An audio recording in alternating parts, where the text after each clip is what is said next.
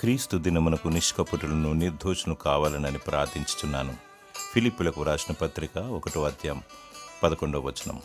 నిష్కపటులు, నిర్దోషులు, దేవుని సంబంధులు, పరలోక వాసులు, దేవునికి ఇష్టులు, మహత్తర మెరుపువోలే భూనివాసులందరికీ అగుపడులాగున మనుష్య కుమారుని రాకడ తటస్థించును.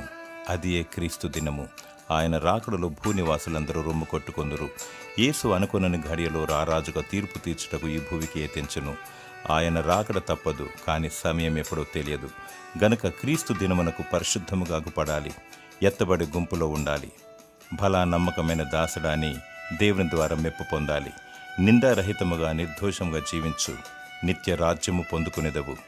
యేసు పరిశుద్ధ రక్తమందు కడుగబడి అంతం వరకు ఆయనను వెంబడించినప్పుడు నీవు దేవునితో సదాకాలము ఉందువు. దేవుడు నీకు జీవ కిరీటము దయచేయునుగాక. ఆమేన్.